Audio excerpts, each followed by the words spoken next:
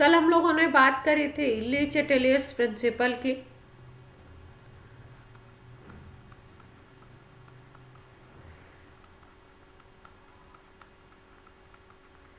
जिसमें हमने देखा था कि टेम्परेचर, प्रेशर, इन सब को इंक्रीज करते हैं, डिक्रीज करते हैं तो क्या इफेक्ट आता है। एक मैंने आपको ये भी बताया था, इंट्रोडक्शन ऑफ इनर्ट गैस की बात करी थी। तो उसमें आपको बताया था कि अगर कांस्टेंट वॉल्यूम रखते हैं हम लोग, वॉल्यूम को चेंज नहीं करते हैं, तो उस पर कोई इफेक्ट नहीं आता है। आप इनर्ट गैस डालोगे तो इफेक्ट कोई भी नहीं आएगा। और अगर हम लोग कांस्टेंट प्रेशर पे करते हैं, यानी कि प्रेशर आपको कांस्टेंट रखना है और आप इंट्रोड्यूस कर रहे हो इनर्ट गैस को, कोई रिएक्शन चल रहा है उसमें आपने कोई इनर्ट गैस इंट्रोड्यूस कर दी बट प्रेशर उसका कांस्टेंट है, ये कंडीशन गिवन है, तो इक्विलिब्रियम जो होता है वो उस तरफ शिफ्ट होता है। जैसा कि हम लोगों ने प्रेशर में कंडीशन याद करी थी कि प्रेशर में अगर आप प्रेशर को इंक्रीज कर रहे हो तो इक्विलिब्रियम उस तरफ शिफ्ट होता है जिस तरफ आपके नंबर ऑफ मोल्स कम होते हैं।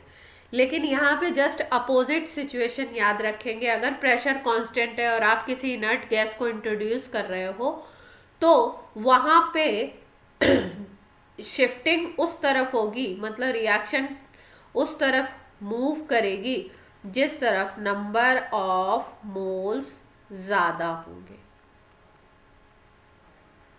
ये कंडीशन याद रखनी है आपको। कभी कभी इनर्ट गैस वाली कंडीशन दे सकते हैं या कोई 4 स्टेटमेंट बना करके दे सकते हो, उसमें इनकरेक्ट, करेक्ट, इस तरीके के क्वेश्चन आपसे पूछे जा सकते हैं।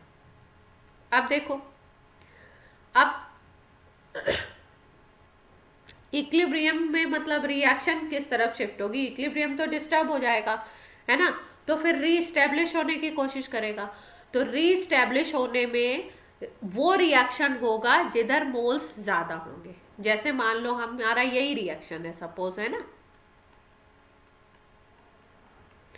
और हमने बोला कि भाई इसमें हमने कांस्टेंट प्रेशर पर हीलियम डाल दिया 5 मोल।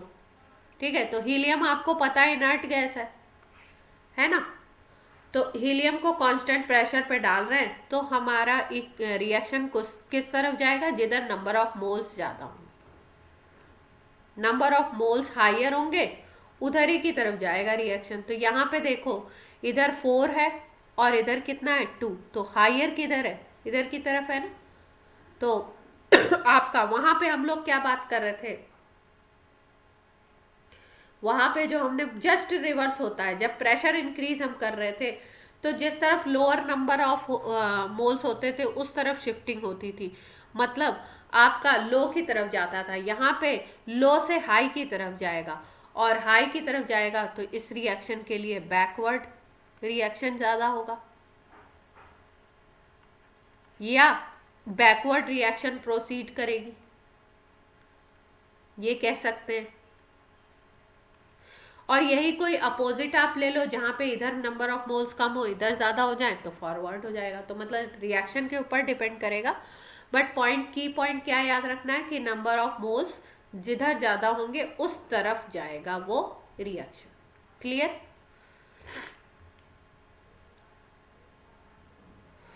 अब देखो, जैसे क्वेश्चन मैंने बोला था कि कल हम लोग क्वेश्चन डिस्कस करेंगे इसका। ऐसे क्वेश्चन किस तरीके के बनते हैं, जैसे मान लो यही प्रोसेस है, आपको बोला हैबर प्रोसेस से हमको बनाना है अमोनिया, अमोनिया फॉर्म करना है, तो आप बताइए फेवरेबल कंडीशन क्या होगी। 4 ऑप्शन बना के उसमें दे दिए, कुछ करेक्ट कुछ इनकरेक्ट, ऐसा करके यहाँ पे हीट निकलती है, एक्सोथर्मिक रिएक्शन है ना। तो फेवरेबल कंडीशन अमोनिया प्रोडक्शन के लिए क्या होगा, इसका मतलब क्या है कि ये पूछना क्या चाह रहे हैं, ये पूछना चाह रहे हैं कि कौन सी ऐसी कंडीशन है टेम्परेचर की, कौन सी ऐसी कंडीशन है प्रेशर की, और कौन सी ऐसी कंडीशन है आपकी कॉन्सेंट्रेशन की, जिसमें हम ये बताएं कि अमोनिया ज़्यादा प्रोड्यूस होगा।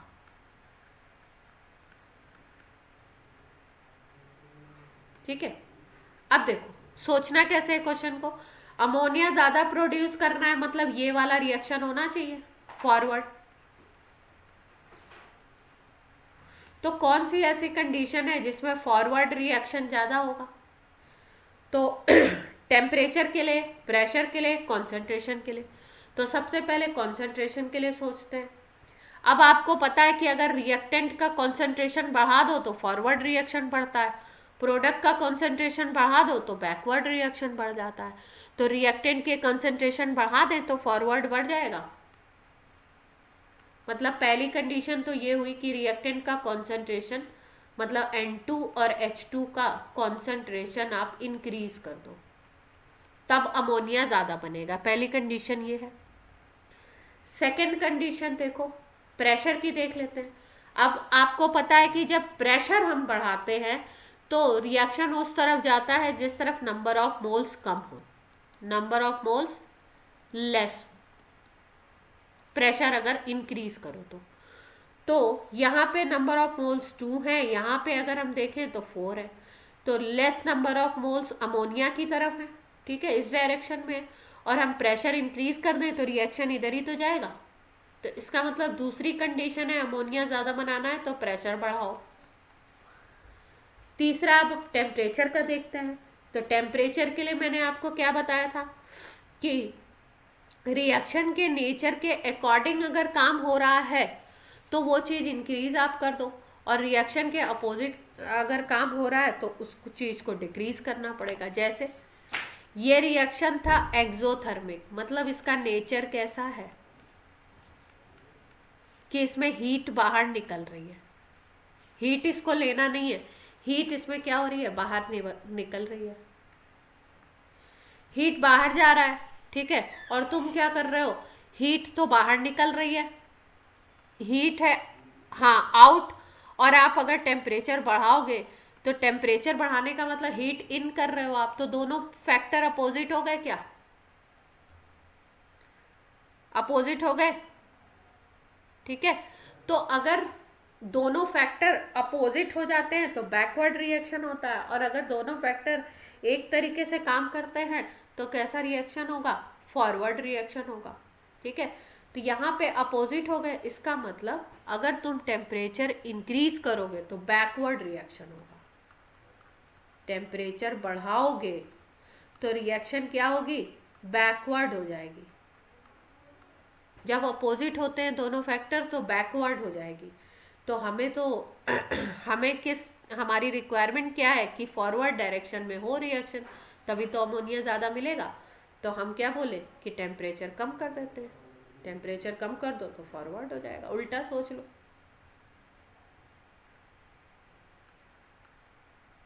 टेम्परेचर को डाउन कर देते हैं तो फॉरवर्ड रिएक्शन ज़्यादा होगा। तो आपसे कंडीशन पूछी जाए कि हैबर प्रोसेस से अमोनिया ज़्यादा से ज़्यादा बनाना है तो क्या कंडीशन हो, तो इन दोनों का कंसंट्रेशन बढ़ाओ, प्रेशर बढ़ाओ, टेम्परेचर डाउन करो।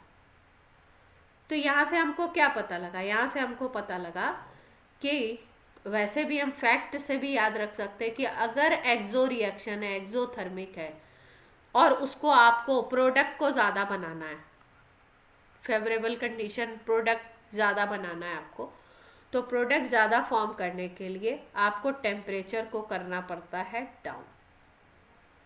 और अगर रिएक्शन एंडोथर्मिक है और आपको प्रोडक्ट ज़्यादा बनाना है तो टेम्परेचर को बढ़ाते जाओ, उसका तो नेचर है हीट लेना। अब आप टेम्परेचर बढ़ा रहे हो और हीट दे रहे हो तो सेम काम कर रहे हो, इसका नेचर भी हीट लेना है और टेम्परेचर भी बढ़ा रहे हैं, तो रिएक्शन फॉरवर्ड होता जाएगा, ठीक है।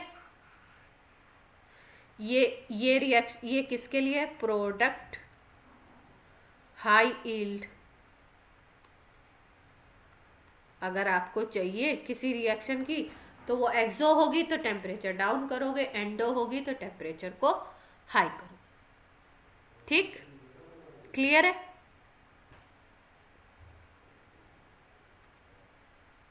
अब इनको इन सारे पॉइंट्स को सम अप कर दें। देखो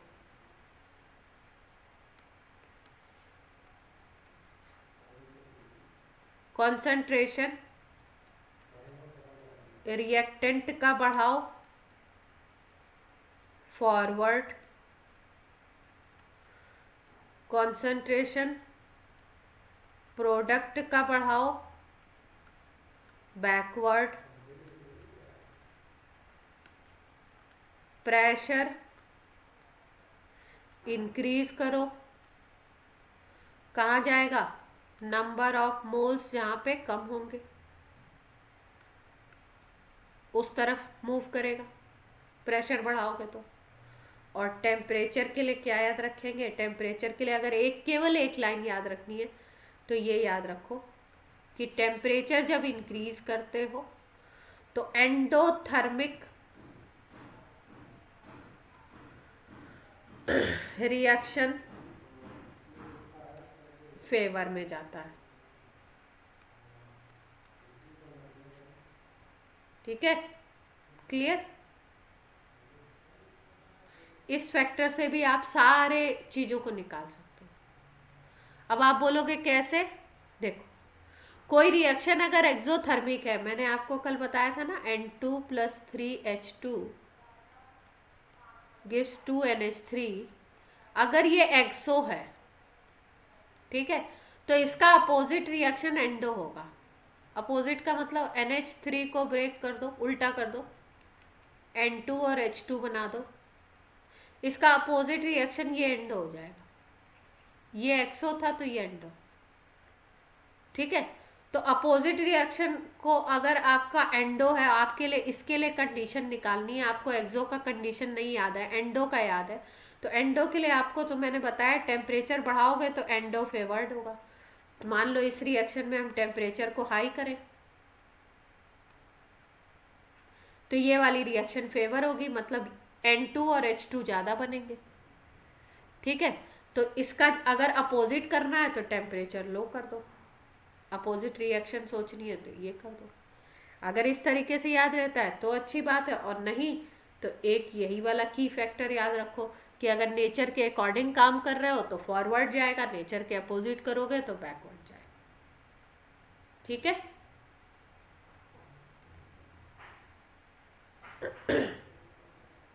इससे ज्यादा कुछ ली चैटेलियस प्रिंसिपल में आता नहीं है। अब एक चीज हम लोग और देखते हैं, देखो अभी तक हम लोगों ने जितने भी न्यूमेरिकल करे थे उसमें हम लोगों ने अल्फा को यूज नहीं किया था, हमने सीधे सीधे अमाउंट को हम देख लेते थे और अमाउंट के अकॉर्डिंग हम लोग वैल्यू निकाल लेते थे। जैसे कल कुछ न्यूमेरिकल्स हम लोगों ने किए थे, उसमें हम लोगों ने अमाउंट देखा और अमाउंट के अकॉर्डिंग हमने कैलकुलेट कर लिया कि जैसे हाफ यहाँ पे ख़त्म हो गया था, फिर किसी में 50% दिया था डिसोसिएशन तो 50% ख़त्म हो गया, ये चीज़ें इसके पहले भी हम लोगों ने करे थे न्यूमेरिकल। अब कुछ हम अल्फ़ा को यूज़ करके करते हैं, ठीक है। अल्फ़ा को यूज़ करके हम इक्वेशन बनाने की कोशिश करते हैं, क्योंकि अब जो अपना आयनिक इक्विलिब्रियम में है उसमें अल्फ़ा का बहुत यूज़ है, तो अल्फ़ा के अकॉर्डिंग भी कर सकते हैं, क्वेश्चंस को उसके अकॉर्डिंग भी कर सकते हैं, तो उसके अकॉर्डिंग देखते हैं। देखो जैसे मान लो ये है PCl5 है, ये PCl3 और Cl2 में ब्रेक हो रहा है, ठीक है। मान लो कि इनिशियली एट T = 0 इनिशियली ये C मोल है, कितने मोल्स हैं इसके, C मोल। पहले हम लोग कितने मोल्स लेते थे, 1 मोल ले लेते थे, यहाँ पे मान लो अब हम लोगों ने C मोल ले लिया, तो शुरुआत में ये 0 0 होगा। इतनी बात सबको क्लियर है। अब मान लो डिग्री ऑफ डिसोसिएशन दिया हुआ है अल्फा। अल्फा का मतलब क्या होता है, अल्फा का मतलब होता है कि 1 मोल का पार्ट जो डिसोसिएट होगा उसी को बोलते हैं हम लोग।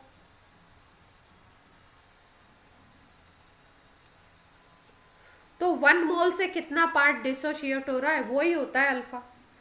अब यहाँ पे हमारे पास C मोल है ना, तो C अगर मोल है तो कितना डिसोशिएट होगा भाई, 1 मोल से अल्फा डिसोसिएट हो रहा था तो सी मोल से कितना हो जाएगा, सी अल्फा हो जाएगा।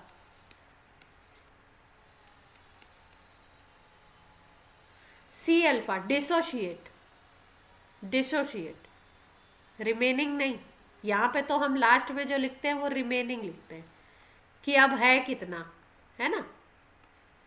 डिसोशिएट कितना होगा, सी अल्फा, तो इसका मतलब रिमेनिंग कितना हो जाएगा, सी माइनस सी अल्फा। ये बात सबको क्लियर है।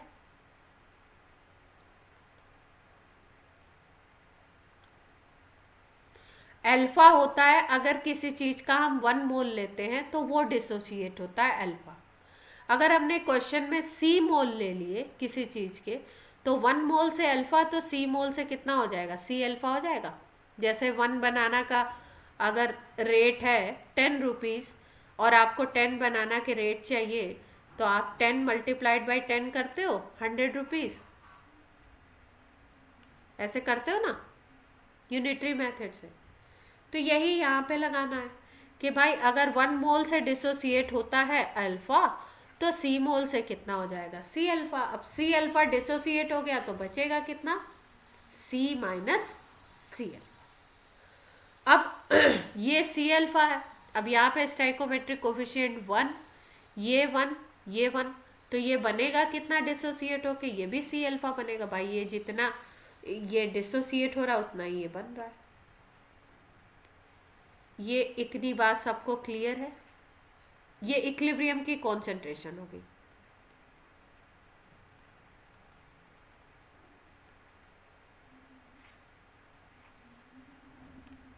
ठीक है। अब इस रिएक्शन के लिए अगर हम केसी लिखना चाहें तो केसी कैसे लिखेंगे, PCl3 की कॉन्सेंट्रेशन, Cl2 की कॉन्सेंट्रेशन, ये मान लो वॉल्यूम यहाँ पे मान लो V है तो V से डिवाइड करना पड़ेगा। क्लोज कंटेनर, कंटेनर का वॉल्यूम V दिया हुआ है तो V से डिवाइड करना पड़ेगा सब में। तो PCl5 की कंसेंट्रेशन, अब यहाँ पे मोल्स अगर हम देखें तो मोल्स कितने हैं PCl3 के, C alpha by we. Cl2 के कितने हैं, सी अल्फा बाई वी। इनके कितने हो गए, सी माइनस सी अल्फा हो गए। और इसको सी माइनस सी अल्फा में अगर हम सी कॉमन ले लें तो इसको हम ये लिख सकते हैं क्या, अगर इसमें सी कॉमन ले लो तो 1 माइनस अल्फा लिख सकते हो। अब V से V कट जाएगा आपका, C से C कट जाएगा तो यहाँ पे बचेगा क्या, C alpha square divided by 1 minus alpha बचेगा। और एक V भी बच जाएगा। क्या कहते हैं,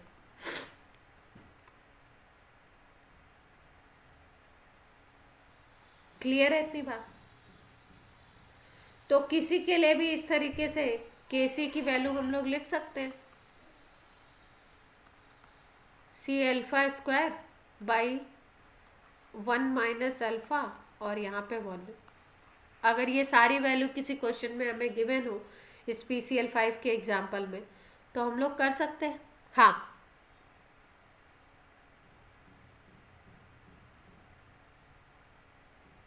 नहीं क्वेश्चन में देंगे ना,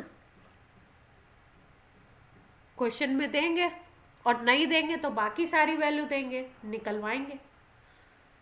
ठीक है भाई, कोई भी फॉर्मूला यूज करना होता है तो उसमें सारे टर्म अननोन थोड़ी करते हैं, एक टर्म अननोन करते हैं, बाकी सब देते हैं ना। अब इस फॉर्मूला को यूज करना है तो वो डिपेंड करता है वो किस तरीके का क्वेश्चन बना रहे हैं। वॉल्यूम देंगे, ठीक है, अगर अल्फा निकलवाना है तो सी देंगे, केसी देंगे तब अल्फा निकलवाएंगे, अगर अल्फा देंगे तो केसी निकलवाएंगे। इस तरीके की क्वेश्चन की फ्रेमिंग होती है। एक क्वेश्चन किया जाए क्या, एक सेकेंड, एक क्वेश्चन करवा देती हूँ तो फिर उसके बाद हम लोग आयनिक वाले को स्टार्ट करते हैं।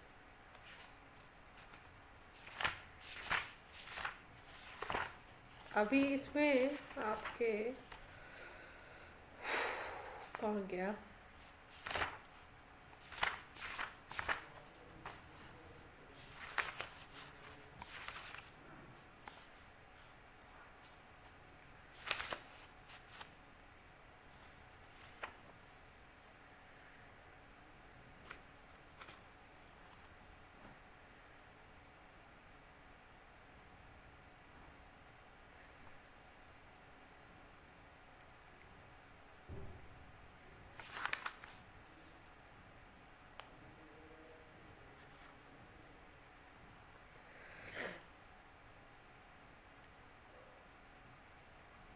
क्वेश्चन है, देखिए केपी निकालना है ना, केपी बताना है।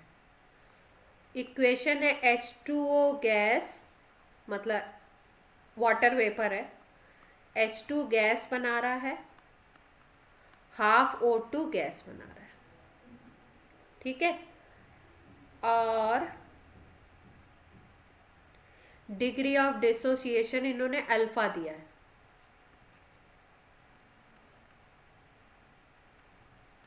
अल्फा दिया हुआ है।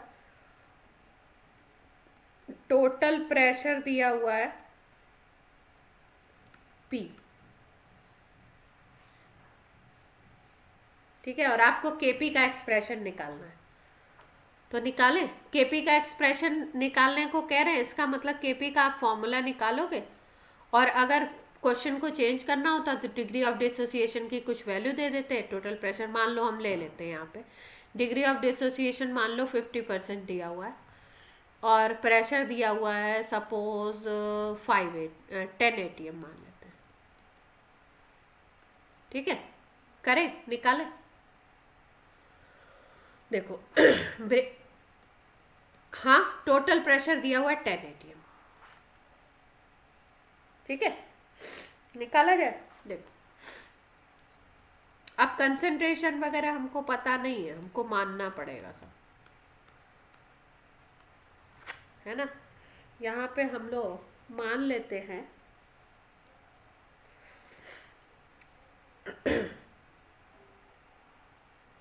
यहाँ पे हमने मान लिया, सपोज हमने बोला कि इसके पहले 1 मोल है, सी की जगह हमने 1 ले लिया। हाँ,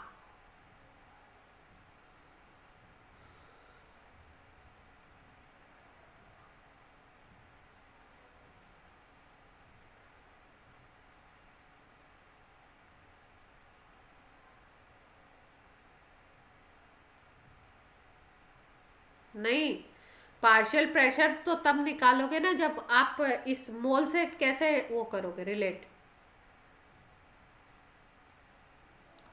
पार्शियल प्रेशर आपको कब निकालना है, इक्विलिब्रियम पे तो निकालना है। तो इक्विलिब्रियम पे पहले मोल से तो रिलेट करोगे ना, तभी तो पीपी निकाल पाओगे। क्या कहते हो?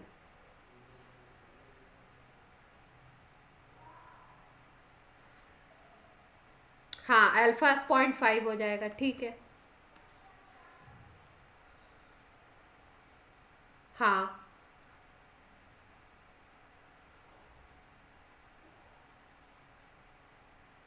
बिल्कुल। अच्छा भाई, इस क्वेश्चन में देखो, क्वेश्चन में आपको केपी का एक्सप्रेशन निकालना है। तो केपी का एक्सप्रेशन आप डायरेक्टली कैसे लिखोगे बताओ?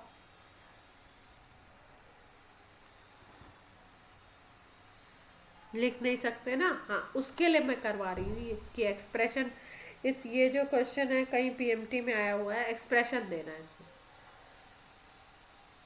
तो देखो, अब हम मान लो इसको 1 मोल ले लेते हैं, ये 0 0 है। फिर हमने बोला कि 50% डिसोसिएशन हो रहा है, मतलब 1 मोल का 50% डिसोसिएट हो गया, तो 1 मोल का हाफ डिसोसिएट हो गया, ये कह सकते हैं हम। और हाफ अगर डिसोसिएट हो जाएगा तो बचेगा कितना, हाफ ही तो बचेगा एट ई क्यू। अब ये हाफ बच रहा है। अब यहाँ पे स्टाइकोमेट्रिक कोफिशिएंट देखो तो ये वन और ये हाफ है। तो जब ये 1 था तो ये 1 है, तो इसका मतलब अगर ये हाफ डिसोसिएट हो रहा है तो ये हाफ बनेगा, इक्वल होगा इसका, इसमें से जो माइनस कर रहे हैं और ये जो अमाउंट होगा ये इक्वल होगा। तो ये हाफ मोल होगा, ये हाफ मोल होगा, ठीक है। और अगर देखो 50% डिसोसिएट हो रहा है, 50% डिसोसिएट होने का क्या मतलब है कि ये चीज हाफ हो गई, ठीक है। अब ये हाफ, आपने इनिशियली इसके 1 मोल लिए थे, ये सपोज किया आपने कि 1 मोल लिया है। 50% का मतलब क्या है कि 1 का हाफ ही तो हो गया, हाफ मोल डिसोसिएट हो गया। हाफ मोल अगर डिसोसिएट हो गया तो रिमेनिंग कितना होगा, 1 - हाफ, हाफ मोल ही तो रिमेनिंग होगा। तो इक्विलिब्रियम पे रिमेनिंग कंसंट्रेशन ये है हमारी, ठीक है। और ये इन दोनों के स्टाइकोमेट्रिक कोफिशिएंट सेम है, तो ये हाफ डिसोसिएट हो रहा है तो ये हाफ बनेगा, तो ये भी हाफ मोल हो गया।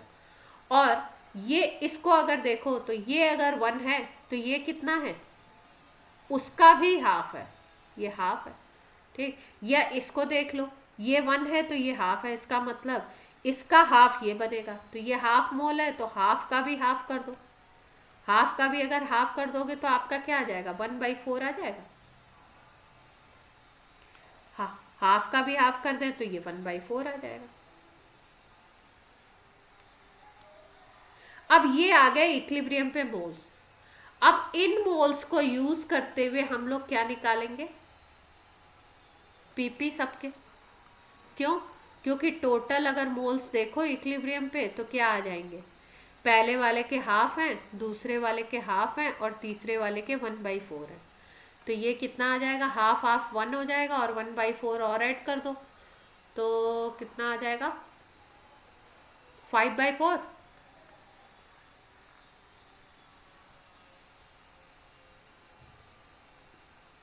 और ये आपके आ गए अब 5/4 टोटल मोल्स। तो पीपी ऑफ H2O निकाल लो। अगर H2O का पीपी निकालना है आपको तो moles of H2O divided by total moles multiplied by total pressure कर देंगे। H2O के मोल्स कितने हैं, H2O के मोल्स अगर हम देखें तो हाफ ही तो है इक्विलिब्रियम पे,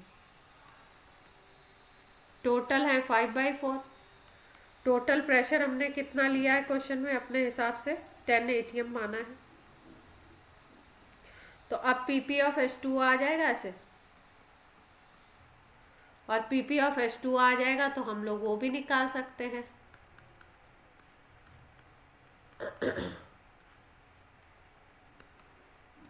पीपी ऑफ H2O आ गया आपका 4।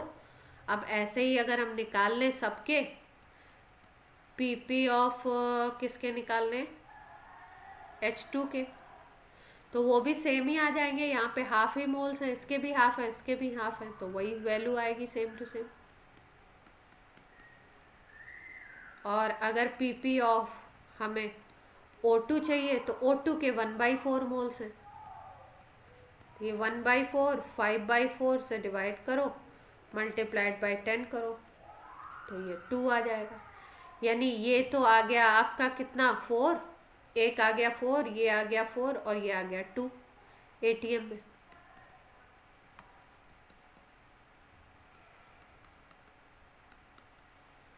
अब ये आ गए सारे हमारे पार्शियल प्रेशर सबके। अब सबके पार्शियल प्रेशर अगर आ चुके हैं इक्विलिब्रियम पे तो केपी निकल आएगा हमारा।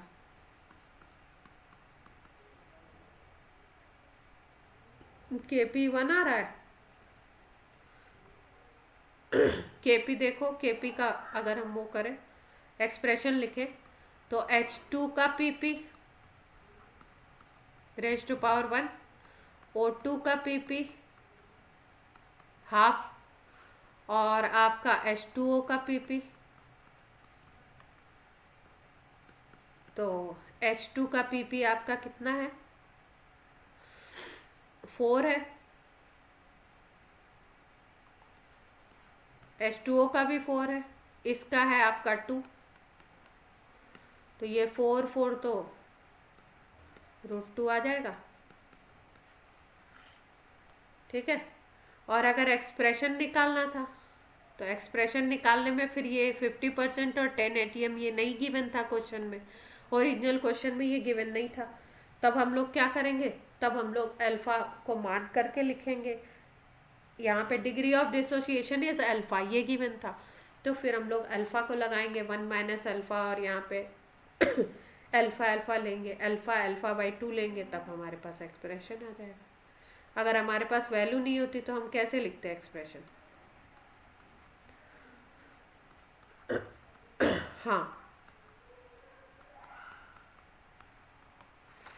ये इन ये अपना आया हुआ है, अपने में नहीं आया ये, पीएमटी कोई केरला पीएमटी में 7 में आया हुआ, 2007। ठीक है, तो इसमें डिग्री ऑफ डिसोसिएशन अल्फा दिया था, टोटल प्रेशर दिया था पी, यही दिया था हमारे पास, और कुछ इन्फॉर्मेशन नहीं थी। केपी का एक्सप्रेशन निकालना था, तो हमने इसको 1 बोल दिया, इसको 0 0 बोल दिया। अब ये 1 है तो ये 1 माइनस अल्फ़ा, ये अल्फ़ा बनेगा, ये अल्फ़ा बाई 2 बनेगा, क्योंकि ये 1 है तो ये हाफ है, तो ये अल्फ़ा है तो ये अल्फ़ा बाई 2 होगा डेफिनेटली। अब यहाँ से केपी निकालेंगे हम, यहाँ से अगर टोटल निकालोगे तो क्या हो जाएगा, 1 minus alpha plus alpha by 2, ये कट गए, तो 1 प्लस अल्फ़ा बाई 2 हो गया ये टोटल हो गया 1 प्लस, हाँ 1 प्लस अल्फ़ा बाई 2 हो गया टोटल। अब केपी निकाल लेंगे हम लोग उसी तरीके से, मोल्स वगैरह रख करके केपी का एक्सप्रेशन आ जाए। आंसर बता दूँ इसका, जिससे आप चेक कर लीजिएगा। आंसर है इसका, हाँ एक्सप्रेशन, बड़े बड़े एक्सप्रेशन कई सारे दिए हैं तीनों ऑप्शन में। आंसर आया alpha square into P by √2। ठीक है,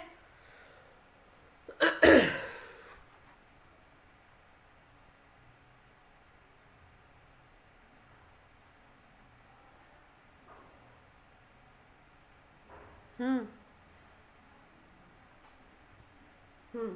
यही आया हुआ।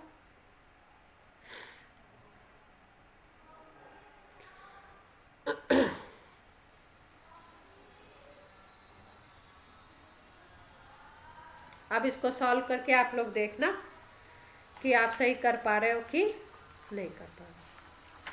ठीक है,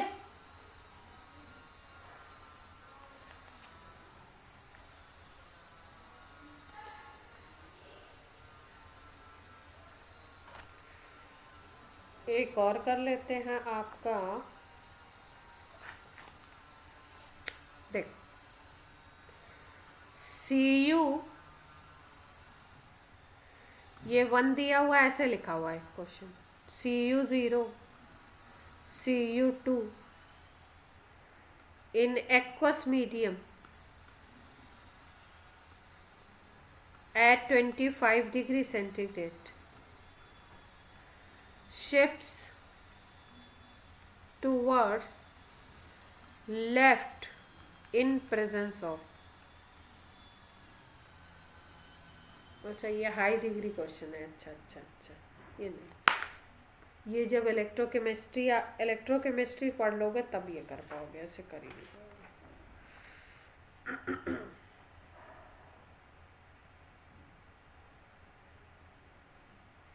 अब ये जिस तरीके के क्वेश्चन कराए ना शीट में, बहुत सारा वैरायटी ऑफ क्वेश्चन होगा इस तरीके का, तो आप लोग ट्राई करिएगा और फिर मेरे से पूछिएगा, है ना। जो आपको वो था वो मैंने करा दिया।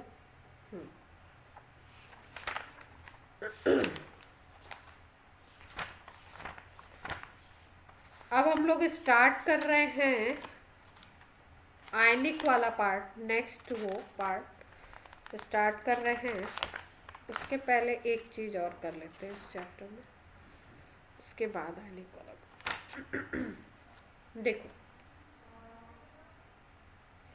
एक फॉर्मूला है, उस फॉर्मूला को याद रखना है, वो कभी कभी क्वेश्चन उससे बन सकता है, उसको डेराइव कैसे किया ये नहीं याद रखना आपको, ठीक है। तो कोई सब्सटेंस है ना, और वो डिसोसिएट हो रहा है, और उसका जो डेंसिटी है वो डिसोसिएशन के पहले कुछ है और डेंसिटी डिसोसिएशन के बाद कुछ और हो जाता है। तो डेंसिटी बिफोर डिसोसिएशन मान लीजिए उसका डी है, मतलब कैपिटल डी, और डेंसिटी आफ्टर डिसोसिएशन मान लीजिए उसका स्मॉल डी। अल्फा उसका डिग्री ऑफ डिसोसिएशन है।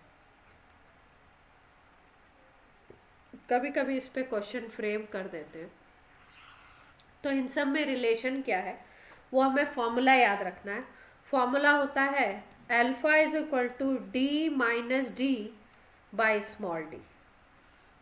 ये फॉर्मूला याद रखेंगे तो अपना अगर कोई ऐसा क्वेश्चन आता है जिसमें कि डेंसिटी बिफोर डिसोसिएशन और डेंसिटी आफ्टर डिसोसिएशन गिवन होती है तो हम लोग ऐसे क्वेश्चंस को इजीली सॉल्व कर लेंगे। इसका डेरिवेशन भी है, पहले डेंसिटी निकालते हैं मास और वॉल्यूम के टर्म्स में, फिर बाद में निकालते हैं, तो वो हमें नहीं याद रखना है, हमें सीधे सीधे फॉर्मूला याद रखना है, अपनी बात बन जाएगी। D minus D by small D after है और कैपिटल डी बिफोर डेंसिटी है, बिफोर डिसोसिएशन डेंसिटी। क्लियर? अब हम लोग स्टार्ट कर रहे हैं आयनिक वाला पार्ट, जिसमें सबसे पहले हम समझते हैं कि आयनिक इक्विलिब्रियम में एसिड क्या होता है, बेस क्या होता है, और हमारा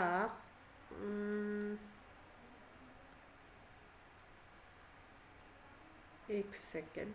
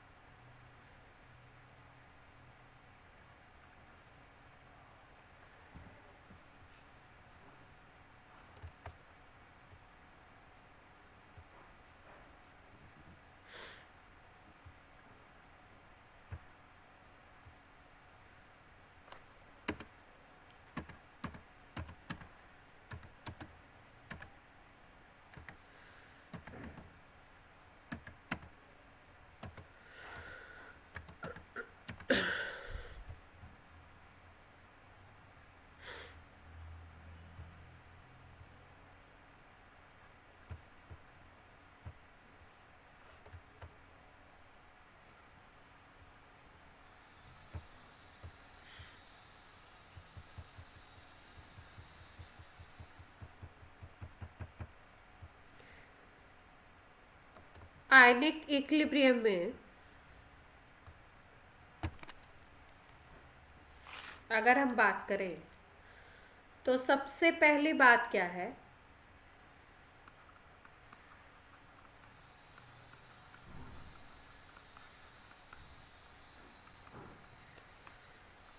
एक टर्म हम लोग पढ़ते हैं, कहीं पे क्वेश्चंस में डिसोसिएशन लिखा हुआ होगा लैंग्वेज में, और कहीं पे क्वेश्चंस में टर्म यूज किया जाएगा आयनाइजेशन, ठीक है, या ऐसे लिखा होगा आयोनाइजेशन, एस भी लिखा होता है कहीं कहीं, कहीं जेड लिखा होता है, कहीं एस लिखा, या डिसोसिएशन। तो पहले दोनों में डिफरेंस समझते हैं कि आयनाइजेशन और डिसोसिएशन में बेसिकली डिफरेंस क्या है। देखो हमने, आपको याद है बॉन्डिंग में कितने तरीके के बॉन्ड पढ़े थे, एक तो पढ़ा था आयनिक बॉन्ड और दूसरा हमने कोवलेंट बॉन्ड पढ़ा था। वॉइस क्लियर है सबको? हाँ, आयनिक बॉन्ड पढ़ा था, एक कोवलेंट बॉन्ड पढ़ा था। कोवलेंट में भी हम दो तरीके के पढ़ते थे, एक पोलर कोवलेंट होता था और एक नॉन पोलर था। नॉन पोलर में जैसे Cl2 हमने बोला था कि Cl और Cl दोनों की इलेक्ट्रोनेगेटिविटी सेम है तो कोई भी चार्ज डेवलप नहीं होगा। और इसमें अगर हम देखें तो HF, HCl इनके बारे में हमने बात करी थी कि बॉन्ड तो कोवेलेंट है लेकिन इस पे थोड़ा सा पॉजिटिव और इस पे थोड़ा सा पार्शियल चार्ज होता है। क्यों? क्योंकि दोनों की इलेक्ट्रोनेगेटिविटी में डिफरेंस होता है, तो ऐसे बॉन्ड को पोलर कोवेलेंट बोलते हैं, ठीक है। लेकिन इसमें आयनिक कैरेक्टर तो होता है ना अंदर। तो अब यहाँ पे इसी बात को कहा गया है कि कब बोलोगे डिसोसिएशन, कब बोलोगे आयनाइजेशन। कभी कभी ये दोनों, मतलब ज़्यादातर तो ये दोनों टर्म सिमिलर ही होते हैं लेकिन एक हल्का सा डिफरेंस होता है, तो उसको ध्यान रखते हैं हम लोग। देखो, डिसोसिएशन की बात अगर कर रहे हैं तो हम याद रखेंगे कि आयनिक कंपाउंड होगा, उसके डिसोसिएशन की बात होती है। मतलब जो उसके पार्ट हैं जो ब्रेक हो रहे हैं वो पहले से क्या होंगे, आयंस के फॉर्म में होगा वो। जैसे NaCl की अगर बात करो तो NaCl में हम बोलते हैं Na प्लस होता है और Cl माइनस होता है, पहले से ये प्रेजेंट होते हैं Na प्लस और Cl माइनस। और जब हम इसको वाटर में डिजॉल्व करते हैं, ठीक है, तो ये Na प्लस अलग हो जाता है और Cl माइनस अलग हो जाता है। इसको हम बोलते हैं डिसोसिएशन। आयनाइजेशन क्या होगा, ऐसा कोई कंपाउंड ले आओ जिसमें पोलर कोवेलेंट बॉन्ड हो, मतलब उसमें आयंस पहले से प्रेजेंट ना हो, पहले से प्रेजेंट नहीं होते हैं आयंस, लेकिन जब उसको वाटर में डिजॉल्व किया जाता है तो वो क्या होता है, अपने आयंस में ब्रेक हो जाता है। तो ऐसे केसेस जिसमें कि आपको वो आयंस में बाद में ब्रेक होता है, जब आप डिजॉल्व करते हो वाटर में या उसको मेल्ट करते हो, मॉल्टन स्टेट में लाते हो, तब वो अपने आयंस में ब्रेक होता है। ठीक है, वो पहले से आयंस में नहीं होता, पहले वो कोवेलेंट बॉन्ड में होता है। तो ऐसे को बोलते हैं आयनाइजेशन। और डिसोसिएशन वो होता है जिसमें पहले से वो आयंस के फॉर्म में था, एक साथ था एसोसिएटेड, लेकिन जब वाटर में उसको हमने डाला तो वो उसके आयंस सेपरेट हो गए, इसको बोलते हैं डिसोसिएशन। क्लियर है बात? तो टोटल मिला के होना क्या है कि आयंस ही बनने हैं, लेकिन आयनाइजेशन बोलते हैं जब कोवेलेंट बॉन्ड होता है और वो बाद में सेपरेट आउट हो जाता है, पोलर कोवेलेंट बॉन्ड। और डिसोसिएशन में वो आयनिक कंपाउंड होता है पहले से, जब वाटर में डिजॉल्व करो या उसको मेल्ट कर दो तो वो आयंस में ब्रेक हो जाए। ठीक, अब देखो, अब बात की जाती है आयनिक इक्विलिब्रियम की बात हो रही है, डिसोसिएशन की बात हो रही है, तो कुछ टर्म्स पहले से हमें पता होने चाहिए। जैसे एक होता है इलेक्ट्रोलाइट और दूसरा होता है नॉन इलेक्ट्रोलाइट। अब इलेक्ट्रोलाइट और नॉन इलेक्ट्रोलाइट का मतलब क्या है? अगर हम बोलें कि कोई चीज़ इलेक्ट्रोलाइट है तो उसका मतलब ये है कि उसको मॉल्टन स्टेट में ले लीजिए या उसका